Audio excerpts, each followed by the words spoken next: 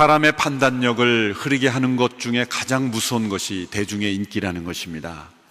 권력욕이라는 것은 대중의 인기를 먹으며 자라나는 무서운 독버섯입니다. 많은 사람들의 열광적인 지지를 받는 지도자가 끝까지 올바른 분별력을 유지하는 것은 아무도 지지하지 않는 외로운 길을 홀로 걸어가는 것보다 훨씬 더 어렵습니다. 예수님의 공생애 내내 동안 예루살렘에 입성하기 이전까지 예수님의 인기는 하늘을 높은 줄 모르고 치솟았습니다. 열광적인 사람들이 예수님을 따랐습니다. 가는 곳마다 사람들이 모여들었습니다. 그들은 예수님을 왕으로 삼기를 원했습니다. 그들은 유대인의 왕이라 여겼고 빌라도와 헤롯 같은 로마 제국의 그러한 권력자로부터 유대를 해방시켜 주기를 원했습니다. 그러나 놀라울 정도로 예수님은 그 대중의 인기에 흔들리지 않으셨습니다. 많은 사람들이 예수님을 추종한다고 해서 우쭐해하지도 않으셨고, 또 많은 사람들이 예수님을 배신하고 떠났다 해서도 예수님은 절대로 낙심하지 않으셨습니다. 오히려 예수님은 그들을 꾸짖으셨고, 때로는 가르치셨고, 그들을 고치셨고, 그들을 이끌어 가셨습니다. 예수님께서 오늘 본문에서 당신을 따라오는 큰 무리를 향해 뒤돌아서서 그들에게 말씀하시는 내용이 나옵니다. 예수님께 자신을 따라오는 큰 무리를 향하여 왜 뒤돌아서서 말씀하셨을까요? 만족하지 않으셨다는 겁니다. 더 많은 숫자를 기대해서 만족하지 않았다는 것이 아니라 자신을 따라오는 큰 무리 자체에 예수님은 만족하지 않으셨다는 겁니다.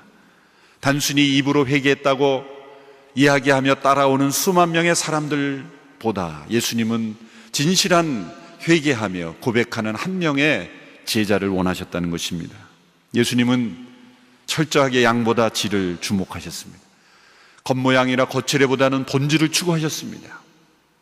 그리고 거짓보다는 진실을 원하셨습니다. 그림자 같은 관중이 아니라 실체가 있는, 진실한 고백이 있는, 삶이 있는 그러한 소수를 더 갈망하신 것입니다.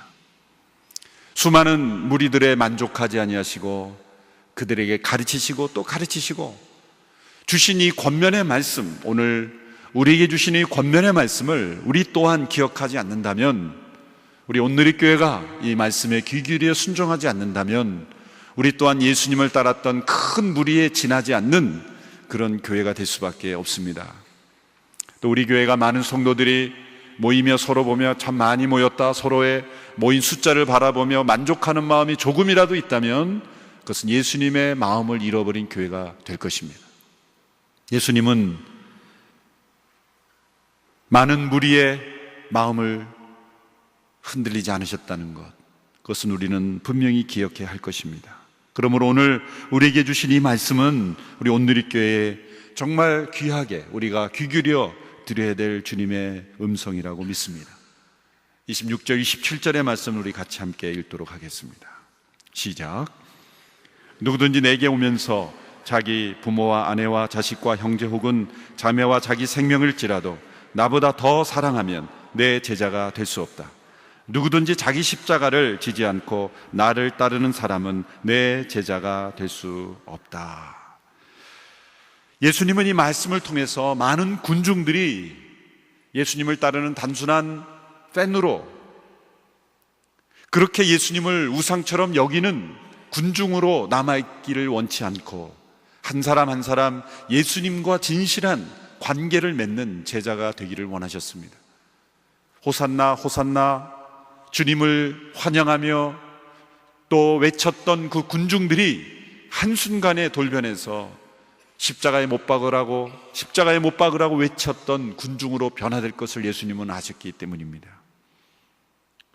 주여 어디로 가시든지 저희는 주님을 따르겠습니다라고 말했던 그 제자들이, 어디로 가든지 따르겠다고 했던 그 제자들이 예수님이 잡히시던 그 밤에 어디론가 다 사라져버린 그런 사람들이라는 것을 예수님은 잘 아셨기 때문입니다. 그러므로 누구든지 내게 오는 자마다, 이 길은 누구에게나 열려 있습니다. 예수님은 마른 무리 자체를 정지하신 것이 아닙니다. 자신을 따라오는 수많은 무리 자체를 따라오지 말라고 하신 것은 아닙니다. 수많은 무리 자체를 정죄하신 것은 아닙니다. 그것은 당연한 일이었습니다. 예수님의 기적, 예수님의 권능, 예수님의 교훈, 예수님의 그 신비함 앞에 수많은 무리들이 따르는 것은 당연한 것입니다. 그러나 예수님은 그 무리들이 변하여 제자가 될 것을 원하셨다는 것이죠.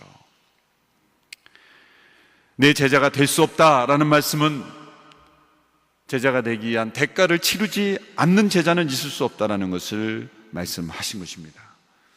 오늘 이 말씀을 통해서 예수님을 따르는 제자도의 대가는 무엇입니까?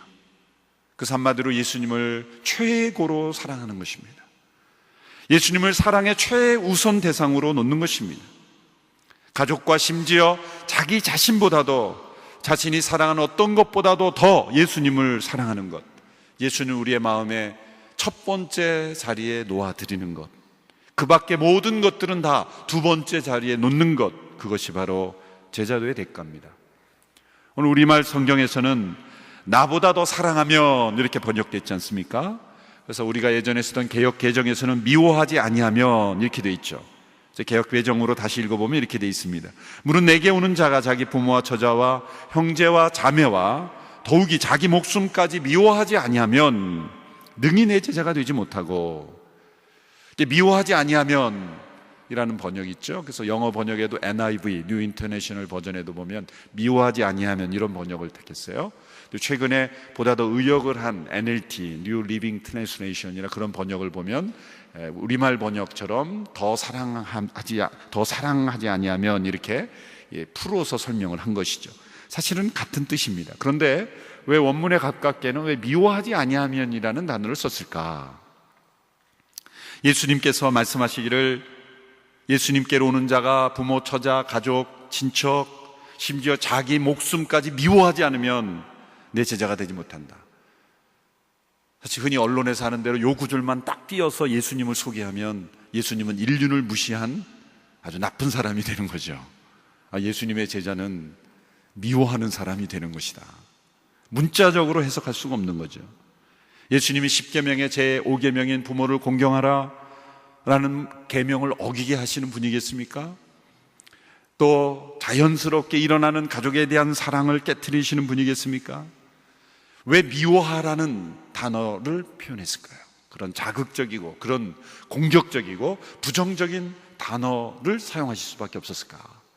그것은 이 샘족 계통 언어의 과장법입니다. 논점을 강조하기 위한 거죠. 예수님에 대한 사랑이 얼마나 절대적이고 얼마나 중요하고 얼마나 깊고 온전해야 될지를 설명하면서 예수님의 사랑이 마치 그 밖의 모든 사람에 대해서는 미워하는 것처럼 여겨질 정도로, 실제로 미워하는 것이 아니라 미워하는 것처럼 느껴질 정도의 사랑, 그 사랑을 요구하신 것이죠. 그렇다면 예수님을 사랑하면 그 밖의 모든 사람은 상대적으로 미워하는 것인가? 그것은 또 아닙니다. 놀랍게도 예수님을 이렇게 깊이 최우선적으로 사랑하면 그 밖의 모든 사람들은 무관심하고 미워하는 것이 아니라 놀랍게도 예수님을 최고의 사랑에 올려놓는 사람, 예수님께 대하여 이렇게 온전한 사랑을 드리는 사람은 놀랍게도 그 주변의 모든 사람들을 더 사랑하게 된다는 거예요.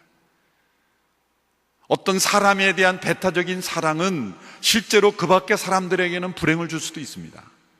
그러나 예수님께 대한 배타적인 사랑은 예수님은 그 사랑을 홀로 받고 끝내시는 분이 아니라 예수님은 그 사랑을 우리에게 돌려주시고 나누어 주시고 그리고 그 사랑을 위해서 우리 모두가 행복해지도록 만드는, 누군가 예수님을 최고로 깊이 사랑하는 제자의 삶을 보신다고 한다면 그 사람은 주변의 많은 사람들을 깊이 사랑하고 돌보며 헌신하는 사랑을 살 겁니다. 그러므로 우리가 예수님을 최고의 사랑으로 사랑하는 것은 그 밖의 모든 사람에 대한 관심을 잃어버리는 것이 아니라 더 사랑하게 되는 것이다.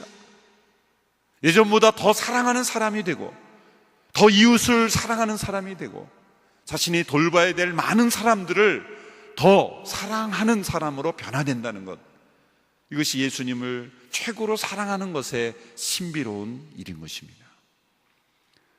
우리 한국교회 역사 가운데 이렇게 누구보다도, 가족보다도, 자기 자신보다도 예수님을 더 사랑했던 귀한 믿음의 사람들이 있습니다. 주기철 목사님의 사모님이신 오정모 사모님, 그분의 이야기죠. 이 주기철 목사님이 신사참배 반대로 이 감옥에 수감되었을 때 연로하신 어머님께서 위독하시다는 소식을 들었습니다. 주기철 목사님이 안타까워했죠. 그 모습을 본 일본 고등계 형사가 주기철 목사님에게 제안을 합니다. 당신이 만일 연로하신 어머님, 위독하신 어머님을 뵈러 나가기 원한다면 허락하겠다. 그러나 당신이 나가서 신사참배를 죄로 정지하지 말고, 사람들에게 신사참배를 하지 말라고 설교하지 말고, 만일 그렇게 한다면 어머니를 볼 수 있도록 허락해 주겠다. 당신이 신사참배를 하든 안 하든 그것은 자유이지만 다른 사람들에게 설교하지만 마라. 그런데 이 주기철 목사님이 하겠다 안 하겠다 아무 대답도 없이 사실 어머님을 뵙고 싶은 마음으로 일단 나온 거예요. 집에서 그 이야기를 들은 이 목사님의 아내 오정모 사모님이 주기철 목사님의 말씀을 듣더니 이렇게 대답했다고 합니다. 여보, 감옥으로 다시 들어가세요. 남편을 감옥으로 다시 들어가라고 권면했다는 거예요. 그래서 주 목사님은 발걸음을 돌려서 다시 들어갔다는 거예요. 자진해서. 왜? 나올 때 나는 그렇게 할 수 없다라는 말을 분명하게 하지 않고 나온 거기 때문에 침묵의 동의가 된 거죠. 침묵의 동의로 그들에게 전해졌기 때문에 주 목사님의 사모님은 들어가라는 거예요. 그렇게 하고 나올 바에는 들어가라. 그래서 다시 스스로 감옥으로 들어갔다는 거죠. 남편보다 예수님을 더 사랑한 여인 아니겠습니까? 남편을 미워한 것일까요? 남편 보기 싫어서 감옥으로 가라 그런 걸까요? 상대적으로 보면 미움처럼 여겨질 정도로 그렇게 주님을 사랑한 모습이죠. 손양원 목사님의 아내 정양순 사모님도 이해 못지 않습니다. 손양원 목사님도 신사참부 거부 문제로 순천 형무소에서 1년 7개월 형을 받으셨죠. 이 기간 동안에 이제 정양순 사모님이 애양원을 지키면서 금식기도, 철야기도를 하면서 늘 기도를 했죠. 근데 그 기도 내용이 보통 아내 같으면 이렇게 억울하게 감옥에 가 있는 남편을 위해 기도할 때는 어떻게 기도하겠습니까? 우리 남편 건강하게 해주세요. 우리 남편 빨리 나오게 해주세요. 억울함을 풀게 해주세요. 그렇게 기도했을 텐데 이 손 목사님의 사모님이 이렇게 기도했다고 합니다. 우리 손 목사님이 신앙이 꺾이지 않게 해주세요. 우리 손 목사님이 신앙이 꺾이지 않게 해주세요. 1년 7개월이 지났습니다. 이제 만기가 되면 추록해야 되는데 전혀 뜻을 돌이키지 않기 때문에 종신형을 선고받았죠. 순천에서 서대문 형무소로 이감되던 도중에 길에서 그 사모님을 만난 거예요. 보통 부인 같으면 슬퍼서 울고 불고 매달리며 그렇게 했을 텐데 사모님은 성경책을 펴고 그 길에서 요한계시록 2장 10절의 말씀을 보여주면서 읽어줬다고 합니다. 그 말씀이 뭡니까? 내가 죽도록 충성하라.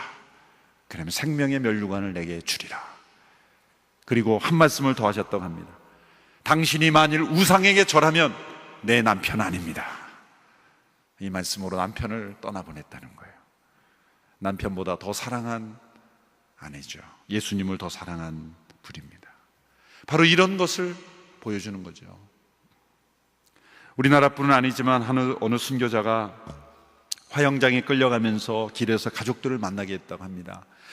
이 가족들을 만나게 한 것이 이 사람의 신앙을 포기하기 위한 전략이었죠.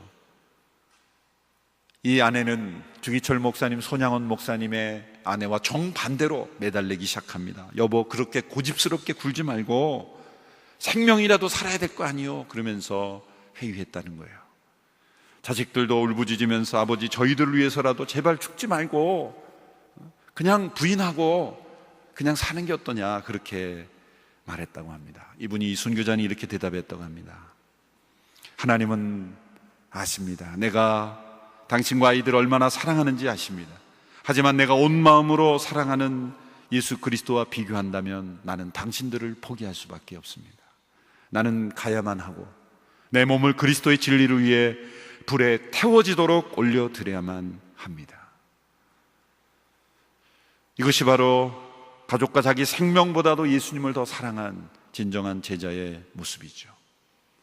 왜 이분이 화형장으로 가는 길을 포기하지 않았고, 왜 남편에게 다시 감옥으로 돌아가라고 했고, 왜 죽도록 충성하라고 조언했고, 그렇게 남편에게 조언했을까요? 예수님을 최고로 사랑하는 것이 바로 그분에게 가장 좋은 길이었기 때문에, 자기 자신과 가족에게도 가장 좋은 길이었기 때문에, 그것이 축복된 길이었기 때문에, 이 정도의 순교를 요구하는 시대는 우리는 아닙니다. 그러나 오늘 이 시대에도 어느 곳에서는 순교를 요구하는 지역이 있습니다. 예전에 김사무엘 목사님을 통해 북한의 지하교회 성도들의 세례받을 때의 그 이야기를 들은 적이 있죠. 지금도 북한의 지하교회 성도들은 세례 문답을 할 때 단 한 가지를 묻는다고 하죠. 예수님 때문에 죽을 수 있습니까? 우리는 간단한 서약, 교육, 동의로 세례를 주지만 지금도 지구상 어디에서는 세례를 받기 위해서는 생명을 걸어야 됩니다. 동일한 세례입니다. 그런데 갑자기 나라가 바뀌어서 세례를 받을 건가 죽을 것인가를 결단할 때 여러분, 죽음 대신에 세례 대신에 죽음을 받을 수 있습니까? 우리의 믿음의 고백이 생명을 요구하는 것이라면 여러분 이 자리에 앉아 있겠습니까? 이 자리에 앉아 있으므로 주님을 예배함으로 우리에게 희생과 대가가 치러진다고 한다면 여러분 이 자리에 앉아 있겠습니까? 그 한 가지 질문을 우리는 던져야 하는 것이죠. 어쩌면 우리가 살고 있는 사회가 자유로운 사회, 개인의 종교의 자유가 보장된 사회이기에 우리는 제자도의 대가를 잃어버렸는지도 모릅니다. 우리의 고백이 진실하지도 않고 우리는 그리스도인인 것으로 살아갈 수 있는지도 모릅니다. 그래서 세상 속에 살아갈 때 때로는 예수님을 사랑하기에 우리가 포기해야 되는 것들을 포기하지 않고 살아가는 삶을 살고 있는지도 모릅니다. 참된 신앙에는 언제나 대가가 요구됩니다. 구원받는데 대가가 요구된다는 것이 아니죠. 신앙은 하나님의 은혜를 선물로 받는 것에서 시작합니다. 내가 하나님을 사랑하는 것이 하나님인 우리를 먼저 사랑하시는 은혜, 구원은 값없이 예수 그리스도의 희생으로 우리에게 대가 없이 주어주시는 선물입니다. 그런데 은혜로 구원을 값없이 받은, 선물을 받은 사람에게는 무엇인가 그때부터 결과가 요구되는, 어떤 대가가 발생하는 겁니다. 여러분, 앞을 보지 못하는 사람이 예수님을 만나 은혜로 그 눈을 뜨게 됐어요. 앞을 보지 못할 때는 스스로 일할 수 없는 환경, 다른 사람의 도움을 받아야 되는 상황이기 때문에 다른 사람으로부터 모든 것을 공급받아서 의지할 수밖에 없는 인생이었어요. 그런데 은혜로 눈을 뜨게 됐어요. 그러면 그때부터 뭔가 대가를 치르는 인생을 살아야 됩니다. 예전에는 앞을 보지 못했기 때문에 의지했지만 이제는 스스로 일하고 노력하고 땀을 흘려 일을 하는 대가를 치러야지 삶을 살게 되는 거 아니겠습니까? 거지가 왕자가 됐다면 대가를 치러야 됩니다. 왕자로서의 삶을 누리고 그 축복을 누리기 위해서는 옛날 거지의 생활에서의 모든 습관을 버려야 되는 대가를 치러야 되는 거예요. 그 사고방식을 버리는 대가를 치러야 되는 거예요. 우리에게 주어진, 값없이 주어진 하나님의 자녀됨, 하나님 나라의 백성됨, 그런 천국을, 영원한 생명을 선물 받은 그 은혜를 받았기에 우리는 대가를 치르는 성도의 삶을 살아야 하는 것이죠. 거짓된 신앙은 왔다가 그냥 가버립니다. 예수님을 따르던 많은 무리들이 예수님이 십자가를 향해 나갈 때 다 떠났던 것처럼, 교회 역사를 보면 고난은 중요한 시금석이었습니다. 인생의 고난이든 아니면 교회에 대한 핍박이든 그 어떤 것이든 간에 고난이 바로 나의 믿음이 진실한 고백인가 아닌가를 결정짓는 시금석이었습니다. 오늘 예수님께서는 우리의 믿음이 군중심리, 모방적인 본능, 또 많은 사람들이 따르니까 그렇게 하는 신앙이 아니라 나의 진실한 고백, 주님을 따르며 대가를 지불하는 그러한 신앙이 돼야 될 것을 두 가지 비유를 통해 말씀하셨습니다. 첫 번째 비유는 이 건축의 비유입니다. 탑을 세울 때 그 탑을 세우는 건축 비용을 계산하지 않고 하는 것이 얼마나 위험한가를 설명합니다. 오늘 본문 28절에서 30절의 말씀을 우리 같이 읽겠습니다. 시작. 너희 중 어떤 사람이 탑을 세우려고 한다 하자. 그러면 먼저 자리에 앉아 완공할 때까지 어느 정도 비용이 드는지 계산해 보지 않겠느냐. 만약 기초만 잘 닦아놓고 일을 마칠 수 있다면 보는 사람마다 비웃으며 말할 것이다. 이 사람이 짓기를 시작만 하고 끝내지는 못했구나. 만약 우리의 신앙이 이렇게 기초만 놓고 나 예수님 믿기로 결정합니다, 나 예수님 믿습니다, 그렇게 결단만 하는 것도 기초를 놓은 거예요. 근데 기초만 놓고 위에 아무것도 쌓지 않는다면 사람들이 볼 때 비웃지 않겠느냐. 기초만 놓고 쌓지도 못한 저 탑을 보라. 우리의 신앙이 그런 모양일 수 있다는 거죠. 여러분, 예수님을 믿기로 결정한 것은 마치 땅을 사기로 결정한 기초인 것입니다. 그 위에 벽돌을 쌓고 탑을 쌓아 이제 원하는 집을 지어가는 것, 우리의 신앙은 집을 지어가져 가는 것이다 라는 것입니다. 에베소 2장에 보면 우리가 하나님의 성전으로 지어져 가는 것이다 라고 말하는 것이죠. 나는 믿고 또 믿었고 구원받았어, 그것으로 끝나는 것이 믿음이 아니라는 거죠. 한순간에 결단하는 믿음이 아니라 매일매일 벽돌 한 장 한 장을 쌓아가는 그런 믿음으로 집을 지어져 가야 되는 것이다. 어떤 집을 짓는 것입니까? 심판날에 견딜 수 있는 성품, 그런 인격, 그런 믿음을 세워가는 것입니다. 베드로 후서 1장 5절에서 7절에 보면은 우리의 믿음 위에, 믿음의 기초 위에 쌓아가야 될 여러 가지 요소들을 말씀하고 있습니다. 베드로후서 1장 5절에 7절의 말씀 우리 같이 함께 읽겠습니다. 시작. 그러므로 여러분은 더욱 힘써 믿음의 덕을, 덕의 지식을, 지식의 절제를, 절제의 인내를, 인내의 경건을, 경건의 형제 우애를, 형제 우애의 사랑을 공급하십시오. 공급하라는 말에 다른 말로 하면 보충하라, 쌓아 올리라, 그 말입니다. 여기 보면 우리의 믿음으로부터 시작하죠. 믿음에 뭘 쌓아야 됩니까? 덕이라는 기둥을 세워야 돼요. 믿음이라는 기초에 덕이라는 기둥을 세워야 돼요. 그 덕에 무엇을 세웁니까? 지식이라는 지붕을 세워야 돼요. 또 지식 위에 뭐를 세웁니까? 절제라는 기와를 올려야 돼요. 또 인내라는 문을 달아야 됩니다. 경건이라는 커튼을 달고 형제우라는 쇼파를 들여놓아야 되고 사랑이라는 식탁을 들여놓아야 합니다. 그래야 아름다운 믿음의 집이 지어지는 거예요. 믿음에서 시작해서 사랑으로 끝나요.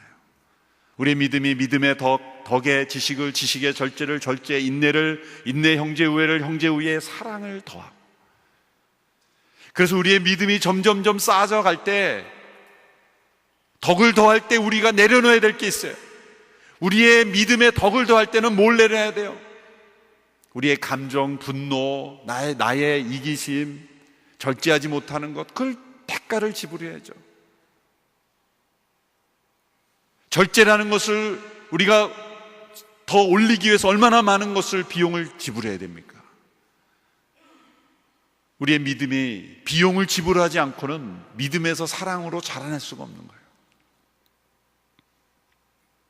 두 번째 비유는 전쟁의 비유죠. 31절에서 33절의 말씀을 우리 같이 읽겠습니다. 시작. 또 어떤 왕이 다른 나라 왕과 전쟁하러 나간다고 하자 그가 자리에 먼저 앉아 1만 명의 군사로 2만 명의 군사를 이끌고 오는 왕을 대항할 수 있을지 생각해 보지 않겠느냐. 만약 승산이 없다면 그가 아직 멀리 있을 때 사신을 보내 화친을 청할 것이다. 이와 같이 너희 가운데 누구든지 자기 소유를 다 포기하지 않으면 내 제자가 될 수 없다. 자, 10,000명의 군사를 가진 왕이 2만 명의 군사를 이끈 왕이 쳐들어온다고 생각해 보세요. 10,000대 2만, 승산이 없죠. 판단을 해야 될 건 아니냐라는 말이죠. 여러분, 우리의 믿음은 전쟁입니다. 싸움입니다. 우리가 예수 그리스도의 믿음 가운데 올 때 그것은 때로는 반대에 부딪히고 갈등이 일어나고, 예수님이 이런 말씀하셨죠. 나는 평화를 주러 온 게 아니라 칼을 주러 왔다. 그게 뭡니까? 같은 어떤 세계관에 있는 어떤 가족 한 사람이 예수 그리스도를 믿는 성경적인 세계관으로 나갈 때 갈등이 불가피한 거예요. 대립이 불가피한 거예요. 이건 영적 전쟁입니다. 내 물리적으로 싸우라는 게 아니죠. 영적인 전쟁이에요.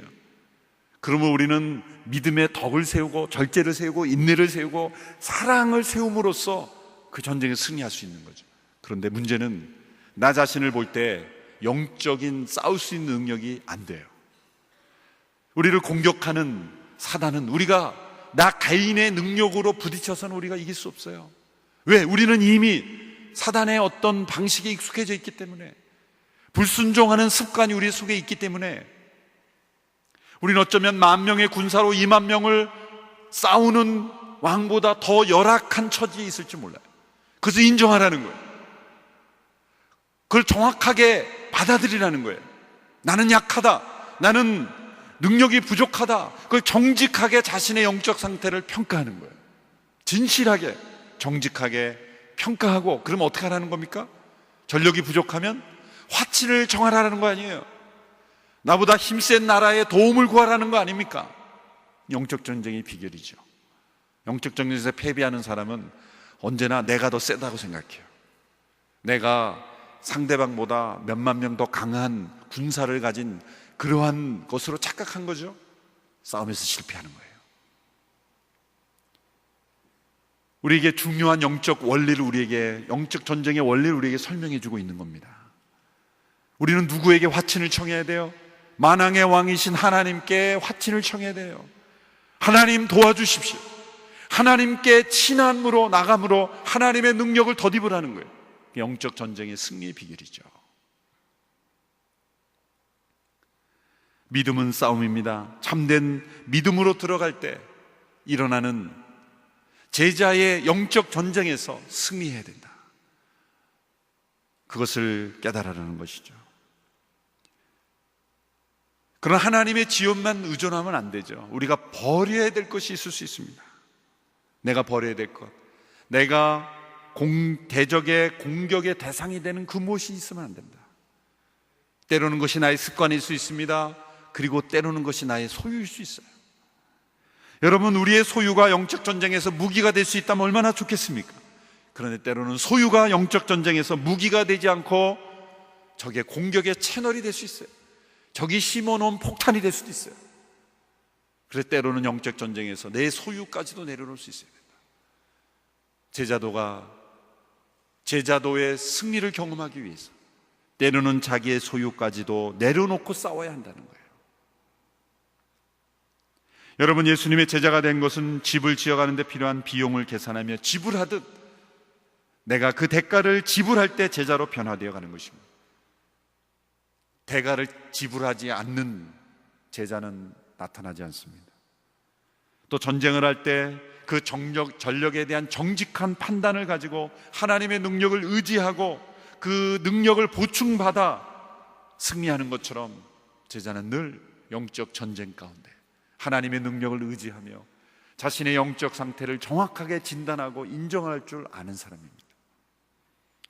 만일 이렇게 대가도 지불하지 않고 또 비용도 계산하지 않고 세워 올리다가만 탑이 돼버리고 자신의 능력을 과신해서 싸움에서 지면 어떻게 됩니까? 예수님은 그러한 상태를 가리켜 한마디로 설명하고 있어요. 그것은 맛을 잃어버린 소금이다.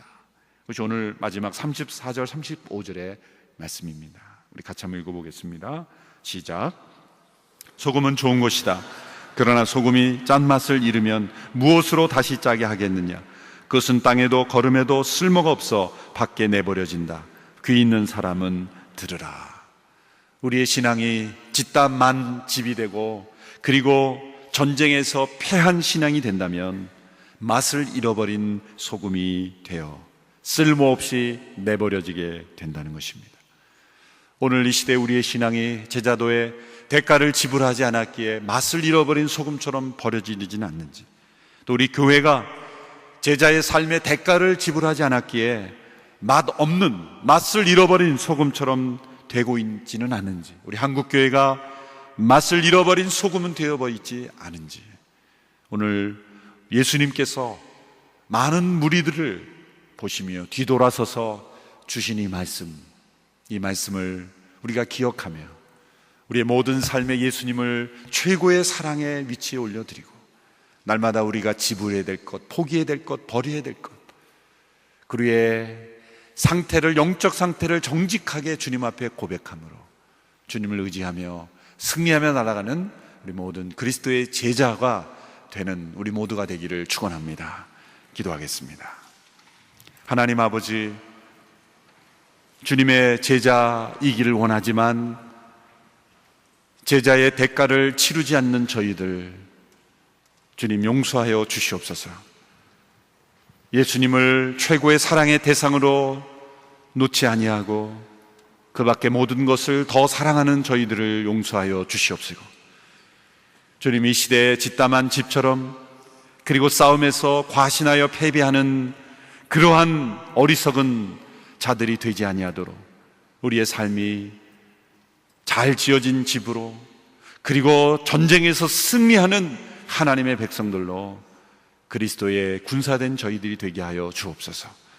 주님, 이 시대에 제자된 삶을 사는 일을 찾아보기 어려운 이 시대에 저희 온누리교회 우리 모든 성도들, 우리 모두가 참된 제자의 길을 걸어가는 저희들이 되기를 원하며, 주님, 많은 무리에 만족하지 아니하시고 한 사람 한 사람을 제자로 변화시키기 원하셨던 주님의 마음을 우리 마음속에 품고 살아가는 우리 모두가 되게 하여 주옵소서. 예수님의 이름으로 기도하옵나이다. 아멘. 성도 여러분, 다 자리에서 일어나